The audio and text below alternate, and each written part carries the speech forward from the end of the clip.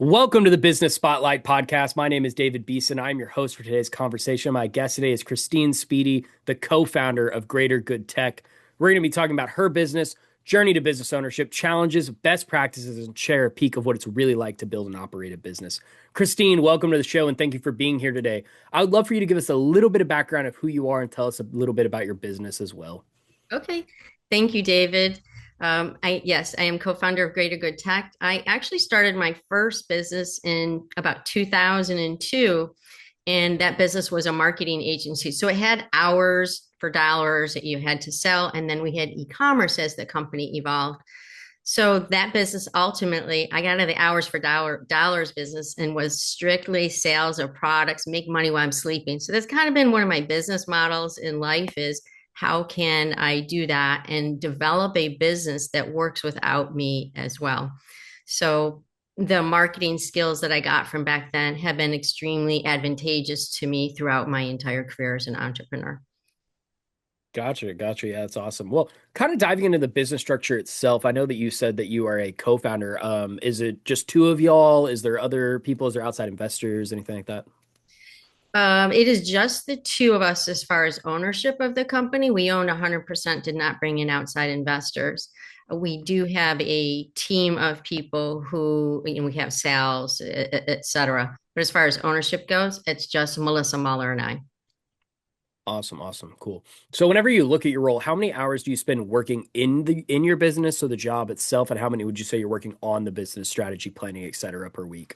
That's a really good question. And it's probably not balanced right now, but it's something in the last, I'd say we've started working from a strategic standpoint, getting myself more balance on that in the last 2 quarters. And it is very important because I wear many hats right now: finance, marketing, sales, operational things.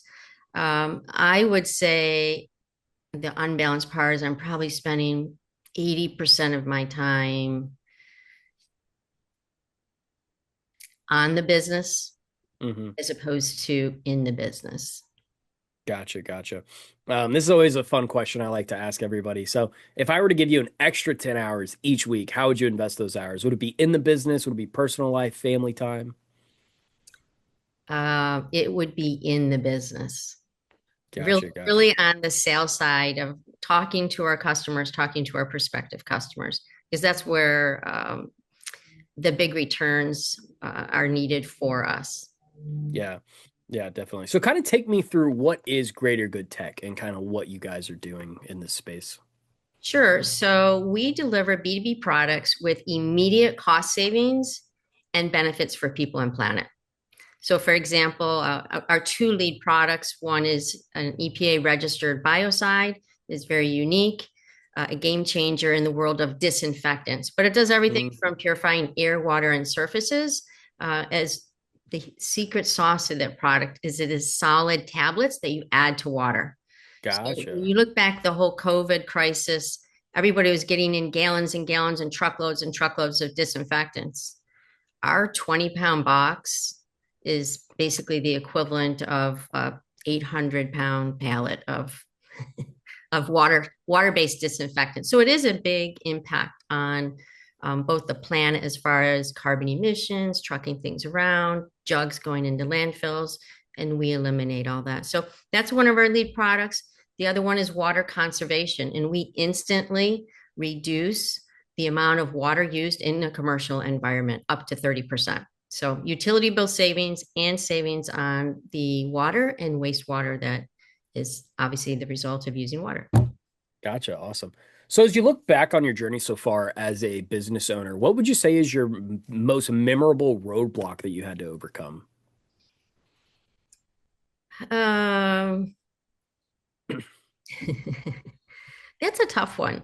I think just the transition, and I didn't say when I started up the company, originally was 100% software as a service, and the parent company is called 3D Mm, Merchant Services. So that was a SaaS product. We were very unique. Nobody had anything like it, so everything was great. And that was acquired in a tech buyout, our client base. So rebooting and coming up with a new name, we knew what we wanted to do, But implementing that and finding the right products that were going to take us there, we shifted. After we had started in one direction, we did make a shift. And that was pretty instrumental in the direction for our company and our growth. Gotcha, gotcha. Um, yeah, and what impact did that kind of have on you, like as a business owner over that transition? Like, how did that impact you? We had to completely rewrite all the marketing materials. So now it's Greater Good Tech, on the education to learn all about a chemical, a regulated chemical that neither of us had any experience in. But Yeah. it solved a problem. So originally I had mold in my home, and that's how I was introduced to the product. And Mm. mold remediation came, and they said, we're using this really healthy, earth-friendly product, but you can't come into your house for 2 years and don't get exposed to it because it's really bad. Okay, that's not really doesn't sound all that, healthy. Whereas our product, I was introduced to it after that fact. When you use it, you literally can come back into the room in 15 minutes, and Oh, it wow. doesn't have the unhealthy side effects, or if you will, environmental effects that the other products that are used in mold remediation have. So Wow. learning curve for that, learning curve for our water conservation valve. Again, I had no idea what anybody spent on on their water utility. None. Yeah. Coming from the software side. So we had the learning curve of learning about the products, learning the differentiation and how it was really solving problems, and then being able to put together marketing materials so that people would understand it and buy the products. Yeah, yeah. So, how do you communicate how you stand out against your competition? Because I assume there's a good amount of competition in this market. Um, Yes and no. So, as far as the water conservation valve, we were able to invest into the manufacturer. So, from that perspective, we get to go to market and say, hey, nobody's going to beat our prices. Number two, this was the inventor of the category for a new type of water conservation that's whole property. So, even if you have low flow fixtures, toilets, shower heads, etc., you would still save with this valve because it's Hmm. one valve per meter. So the only products, there's not very many that are out there, are those that are trying to imitate what we're doing. And they can't do it as well. And all of them contain plastic parts, where ours is 100% surgical grade stainless steel with one moving part. So we're night and day from a competition standpoint in that water conservation space for commercial and government properties. And our other one, the Biotab 7, same thing. If you look at the EPA List N, which is kind of still the go-to product list for killing COVID, only because not that COVID's the problem today, but it's just a go-to list. You know it's better than other products that are out there because Yeah. other ones can't even do that. So this is the only product that comes in a solid tablet that you add to water that is ready to use in 60 seconds and kills influenza, norovirus, COVID, and other Mhm. viruses in 60 seconds. So there's nothing that has the same efficacy. The chemical market itself, or disinfection market, is very crowded. There's been products out there for 100+ years.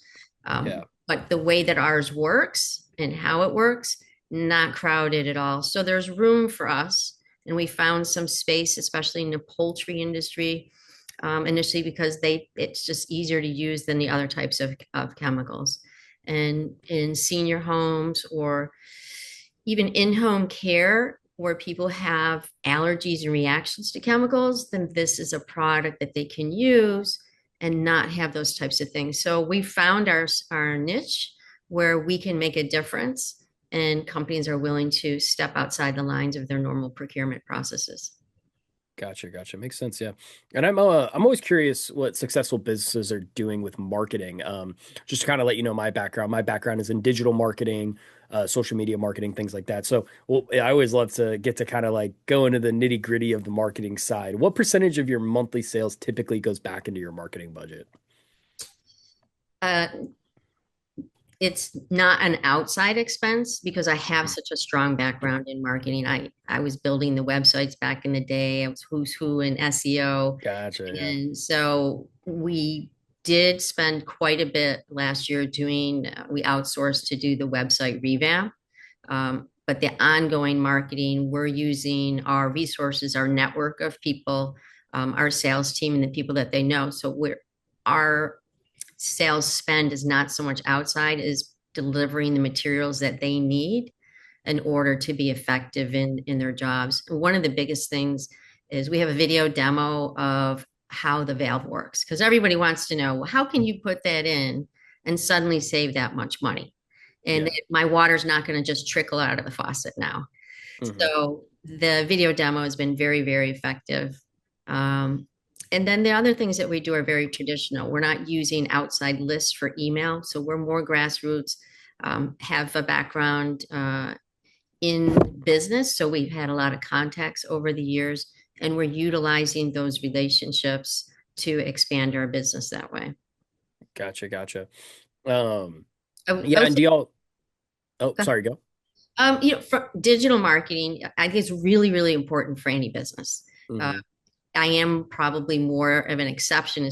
For the audience that's out there, you have to find that one thing that you can go after. For us, it has been the water conservation valve. We can attract certain markets by doing certain types of online marketing. Like we know hotels is just a huge opportunity for us, but other people are trying to target that for other reasons as well. So it's finding what works well for you. Hmm. For us, being able to demonstrate significant savings, putting it in a video, communicating with people and directing them to the video. And then they see the testimonials. Hey, it's going to save $2.5 million after an initial investment of like $17,000. So Yeah. Yeah. Kind of a no-brainer there for sure. yes, exactly. So many people say, well, this is a no-brainer. Yeah. Yes. Yeah, definitely. Do y'all have like an internal marketing team or do y'all kind of outsource for some of those like video testimonials or do you normally just have clients like video it themselves to send in? Right now, we have on the manufacturing side, there's somebody there who will make the videos for that, for us. So we don't have to make the videos, but we're producing the vast majority of our marketing materials. Gotcha, gotcha. We got information from the manufacturers that are Okay. business partners. Yeah. Yeah. And then what approach do you have to like tracking leads? Do y'all have like a CRM that you use and prefer? We do. We're using Zoho. So I've used a number of CRMs over the years and I revisited it again and I thought, well, this is an easy way for us. When we first started up, I was the only one using it. But we wanted to have a platform that we could expand, but there wasn't a significant amount of money. Zoho's come a long ways. 10 years, I would not have used it for this. I wouldn't have started because I know I would have had to leave. But Zoho Yeah. enables us to categorize. Um, for example, car dealers. Hmm. Car dealers all need to, they look to get rid of the odors in their car, and we can do that. They need to reduce water. They have car washes and a lot of water use because of the irrigation, et cetera. Yeah. So our valve and the Biotab7 both fix that. And in Zoho, I can quickly go and, just sort, and there you go. And that's going to be the people being called on today. So it's easy to import, easy to export, easy to follow, and easy to build a team with it. Awesome, awesome. Yeah. So kind of switching up to like team building, how big is the Greater Good Tech team? Salary versus the overall team, they're vastly different. So we have a very small core team that's on the books, and we have over 25 trained sales reps that Hmm. are seasoned, that know how to sell high dollar volume products into public corporations. So we have a really strong sales team right now, and that's been our focus right now. The other thing that we've been working on is systems Hmm. because processing orders for the valve from the time you start the analysis to installation and then proving out what the dollar savings were on the utility bills, there's some work that needs to be done in there. And so the systems, those processes and documentation, trying to automate that That's been a little bit of work and knowing what we needed to do. And you have to go through enough of them to say, all right, this process works now. We can stick with it and we can Gotcha. let everybody use and adopt that. So we've been able with those systems, we're able to be lean on the operations side. Gotcha. Gotcha. And how would you describe your leadership style in business? Has it changed over the years? It's definitely changed, depending on what role that I was in, but I've been a business owner now for over 20 years. Uh, in our business today, it's a little bit transactional because from the sales side and talking with the reps, uh, they just need information to get their job done. So Yeah. how much how much does the Biotab 7 cost? How much does the Wave, valve cost? What's the delivery time for it? What's the installation time? What documents do they need to have in order to get off and running? And so uh, I forgot where I was going with Oh, good. Um, that. Uh, Go ahead. I was gonna say, are you developing a lot of other leaders currently, like on y'all's team? Are you trying to develop like a leader first mindset? Oh, that's what it was. So transactional has been very transactional with the Hmm. sales reps right now, but internally, especially Melissa and I, we're very much more transformational. And Mm, that's the style that we'll need to do to build an infrastructure. So we've been working on ideas for who's going to come in at some point as we, build out an executive team.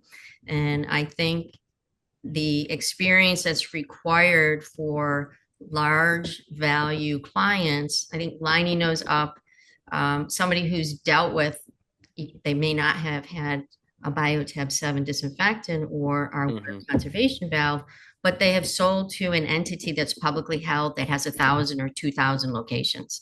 And I Yeah. think understanding that operationally, that's important to us. But having a team with, as Melissa would say, kindness is really important. We need to be able to have a coaching mentality, which I have been working on building for quite some time now. I've been a mentor in the education system and with the FAU Tech Runway program. So it's really fun to share the lessons that I've learned in growing a business and continuing to grow and build a new one now under a brand new name. Awesome, awesome, yeah. And do y'all have any plans to expand the team in 2026 or 2027? We do. So we've just added a few more people on the sales side because of things we've learned along the way about how we can grow strategically in certain markets, Hmm. especially with the water conservation valve. From an infrastructure standpoint, we have some ideas. They're going to be more of a support so that Melissa and I can continue from a strategic standpoint and growing the sales team and continuing operationally to execute on the sales that are brought in. So that's really probably where the next person is coming in is operationally. Gotcha, gotcha. Administration. Yeah. Yeah. Well, I think if you're ready, we'll transition to a couple rapid fire questions. Okay. What is the key to success for you? Focus, focus, focus. Know our product, know our competition, and be able to deliver that message to our strategic buyers, whether they're automotive truck, RV dealers, or the hotels and multifamily properties. Awesome. What is your one piece of advice for other business owners? Have a business plan. It's shocking so many times when I mentor other people that they don't have a plan. And like every part of it, there's plenty of solutions out there that you can download and fill in the blanks. And we did fill in the blanks. So we knew where we were going. We still have to be ready to pivot, just like we pivoted with adding the water conservation valve. And we will continue. We're still looking for more products that fit our customer base. Awesome. Yeah. What's a good book or podcast you're reading or listening to right now? I like the Gutsy Health podcast. It is not a business podcast, but it's a very interesting one. I learn a lot from it, and it overlaps with other ones and books that I read about health in general. Melissa and I are both live a healthy lifestyle. And we want to continue to stay healthy. Awesome. Yeah, I love that. Well, this is kind of a fun question I always love to ask business owners. If you had a little bit of magic dust and you could sprinkle it in one spot in your business and everything there would be perfect, where would you sprinkle it and why? I would sprinkle it in the processing of it's really for the wave cells, the water conservation valve cells. And so today we get in utility statements from the customers, then we do a feasibility analysis. It always works out. As long as there's any volume on there, it's gonna work out. But extracting that data from the utility statements, sometimes AI can do it, sometimes it can't. But there's that, and then extrapolating, and this is what you're going to save over the next 15 years, and then here's your proposal. There is some automation there, but if I could sprinkle it on, I would say to my customer, all I need is this little bit of information, plug it into these 3 boxes or 5 boxes, and all the magic would happen, and it would deliver the beautiful proposal with everything in between. Yeah, yeah, that's awesome. Well, before we get to the final question of the day, would you like to share with our audience how they can follow you guys, learn more, contact y'all? Sure, greatergoodtech.com. And I do have in the background there for those who are viewing, but it's greater good tech, TECH.com. And I am on LinkedIn as well, Christine Speedy.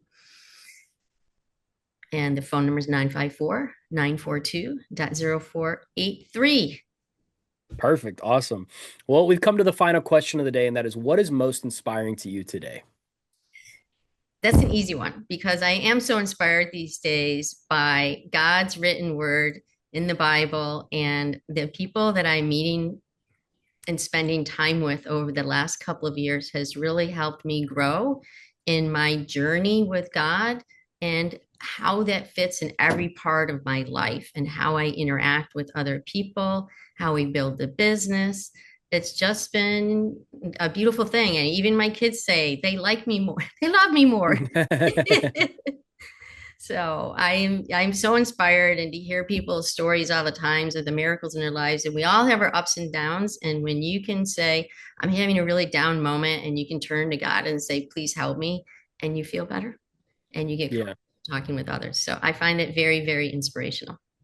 Yeah, I have two bracelets on my wrist. One says frog, which is fully rely on God, and then the other one is the church I go to. So that way, if Nice. I'm ever having a down moment and I don't have someone that I can talk to in the moment, I can always just kind of look at my wrist and then say a prayer, and it always makes me feel a little better. So, Yes. Yes. Great. yeah, well, thank you so much for coming out here and doing this today. This is a great conversation. I really enjoyed getting to hear your story. So thank you so much for sharing. I just encourage all of you watching to save the show and come back and watch it again because Christine really had some great insights for business. Also, don't forget to like and subscribe to our channel so we get notifications every time a new conversation drops just like this one. Thank you to everyone who joined us today, and a special thanks to you, Christine, for being with us. We really appreciate it. Thank you, David.